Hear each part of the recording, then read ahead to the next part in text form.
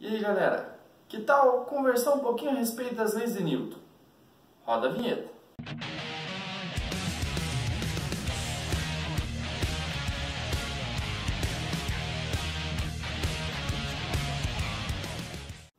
A primeira lei de Newton, denominada lei da inércia, estabelece que todo corpo tende a permanecer em seu estado de movimento retilíneo uniforme ou de repouso, a menos que uma força resultante diferente de zero passe a atuar sobre esse corpo, imprimindo sobre ele uma aceleração. Mas é só isso? Não. E eu vou discutir um pouquinho com vocês a respeito então da lei de inércia. Nós temos aqui três conceitos importantíssimos que não podem ser negligenciados quando se fala da lei de inércia. O primeiro é a ideia de massa. Galera, muita gente confunde lá com uma concepção errônea, talvez do ensino fundamental, de que massa e quantidade de matéria são conceitos equivalentes. Não são. Massa é uma propriedade inercial dos corpos. Entenda a inércia como uma teimosia. Na quarentena nós estamos na inércia. Nós estamos muitas vezes uma tendência de permanecer em isolamento, permanecer em casa.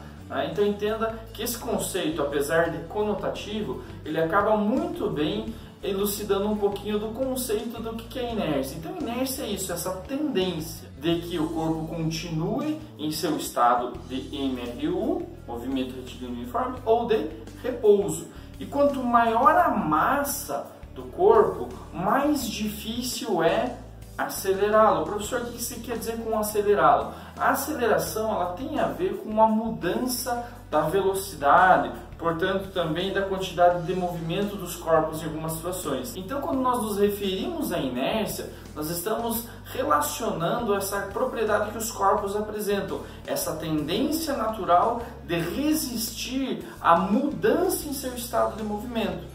E quanto maior for a massa do corpo, maior a sua inércia. Então nós podemos associar a massa de um corpo, certo? De um sistema, de partículas, um gás propriamente dito, não importa o que a gente está analisando, mas eu posso associar a massa a essa quantidade de inércia que esse sistema, esse corpo possui, certo? Lembrando que quanto maior for a massa, maior a dificuldade em alterar o estado de movimento. A segunda coisa, e essa também é muito negligenciada, é referencial inercial. Basicamente, isso aqui é o pilar de sustentação para as leis de Newton. As leis de Newton elas são fundamentadas em uma ideia de referencial inercial. Mas, professor, o que você quer dizer com referencial inercial? É um referencial comum? Entenda que um referencial inercial é um referencial que ele está em equilíbrio. Tanto faz o tipo de equilíbrio. Se é o equilíbrio estático, ele está parado, ou se é o equilíbrio dinâmico, ele está em movimento retilíneo uniforme. Mas o que você deve lembrar é que esse referencial ele não pode ter nenhuma forma de aceleração. Se esse referencial ele está em equilíbrio, nós podemos então dizer o seguinte, que as leis de Newton elas são válidas, elas são aplicáveis àquele referencial. Qual que é o problema? Nós não temos como provar que determinado referencial seja um referencial inercial. Isto é, vamos dar o exemplo da Terra. A Terra, se nós considerássemos um modelo geocêntrico, que a Terra está parada no centro do universo e que todos os outros corpos, de alguma forma ou de outra, eles se movem em torno da Terra. A Terra nessa condição, ela seria um referencial inercial, porque ela estaria em equilíbrio. A força resultante sobre a Terra e a aceleração resultante sobre a Terra seriam zero. Qual que é o problema? Nós não temos como garantir. Se nós adotarmos outro ponto, como por exemplo o centro do universo, vamos adotar aqui como o nosso sistema solar, o Sol. Se nós garantirmos que o Sol está parado, agora é ele que está no centro do universo. A Terra está fazendo movimentos de translação, rotação, revolução em torno do Sol. Resumindo, nós não temos como garantir que um lugar ou outro sejam referenciais inerciais. Se nós desprezarmos agora o movimento de translação da Terra e pensar exclusivamente nas coisas que estão acontecendo na Terra, nós podemos supor que para essas coisas a Terra ela é um referencial inercial. Agora, se nós levarmos em conta outros movimentos, como por exemplo a trajetória curvilínea da Terra em torno do Sol, aí nós temos um problema, ela deixa de ser um referencial inercial.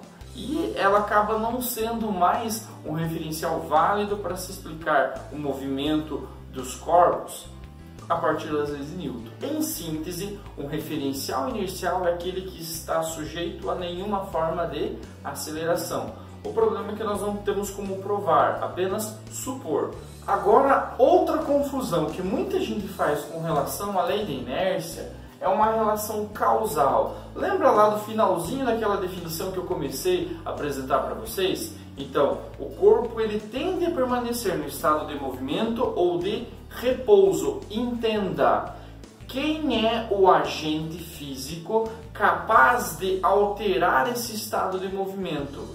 É a aceleração ou é a força? A força. Então nós temos uma relação causal aqui, causa da alteração do estado de movimento. Isso é, se a força for, se eu estou rompendo o estado de equilíbrio, a força resultante é diferente de zero, portanto a aceleração resultante também é diferente de zero. Quem que é a causa da mudança desse estado de equilíbrio?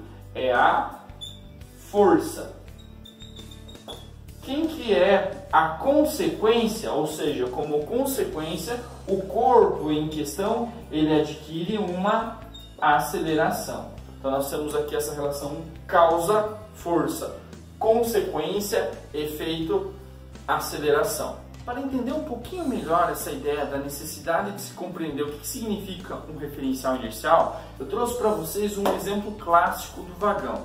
Entenda o seguinte, eu tenho duas situações em dois instantes diferentes, em que na primeira nós temos um vagão com velocidade constante, VO. Primeira situação, o vagão ele está em movimento retilíneo uniforme, em equilíbrio dinâmico, de modo que a aceleração do sistema é zero. Olha só, e temos dois observadores. O observador OV em repouso em relação ao vagão, dentro do vagão, e nós temos fora do vagão um observador OS em repouso em relação ao solo. No interior do vagão, nós temos um objeto de massa M, pode ser uma lâmpada, suspenso por uma corda que, na primeira situação, essa corda está alinhada com a vertical. Agora, observe o seguinte, que devido a uma aceleração, certo? Esse vagão, então, ele passou para cá, né? Ele está em movimento, ele passou por esse observador OS, certo? E devido ao fato do vagão ter desenvolvido uma aceleração em relação ao solo, nós podemos perceber aqui que houve uma inclinação dessa lâmpada. É igual quando o automóvel acelera, ele está lá numa pista retilínea, o automóvel acelerou. Nós temos aquela tendência de ir um pouquinho para trás, justamente por inércia. Aliás, os cintos de segurança nos automóveis, eles se justificam devido ao princípio da inércia, porque se o carro frear, o teu corpo tende a continuar a ir para frente. O que acontece? O cinto ele vai fazer uma força para alterar esse estado de movimento. Nós podemos explicar essa inclinação aqui, θ, denotada por esse ângulo θ, que essa corda que sustenta esse objeto de massa m dentro do vagão faz com relação à vertical, a partir das leis de Newton. Qual que é o problema? Para o observador que está aqui no solo, ele pode, por algum método de instrumento de medida, detectar essa aceleração do vagão. E ele vai poder explicar, usando as leis da dinâmica de Newton, essa inclinação aqui, inclusive medir qual que é essa aceleração e tudo mais. É uma coisa que a gente pode fazer futuramente. Agora, o observador dentro do vagão, ele não está em um referencial confiável, justamente porque o vagão está acelerado. Então o vagão ele não é mais, para o nosso recorte aqui da realidade, um referencial inercial, porque ele possui agora uma aceleração. Então para o observador aqui dentro, ele pode considerar a presença de forças chamadas fictícias, né? Para equilibrar esse corpo aí, porque para ele esse corpo parece que está em equilíbrio, ele não está nem subindo nem descendo, nem recuando ou se aproximando, então ele pode supor que o objeto está em equilíbrio, logo teriam forças fictícias atuando ali para justificar. Enquanto que para o observador do solo, esse objeto não está em equilíbrio, possui a mesma aceleração que a aceleração impressa sobre o vagão. Por isso nós concluímos que em relação a este recorte, o observador que está no solo em relação ao vagão, ele pode ser considerado um referencial inercial, onde são válidas as leis de Newton. Nós podemos explicar então essa inclinação, as forças envolvidas a partir da dinâmica newtoniana. Agora, o observador dentro do vagão, ele não está em um referencial inercial, porque esse referencial ele está acelerado. Na sequência, nós vamos aprender a calcular a aceleração do vagão e as forças envolvidas no sistema. Vejo você, até a próxima! Obrigado por assistir o nosso vídeo, e se você gostou, deixe um joinha e se inscreva no nosso canal. Até a próxima! Isso dessa parada? Essa parada foi meu tico-teco funcionando. Vai de novo? Tá.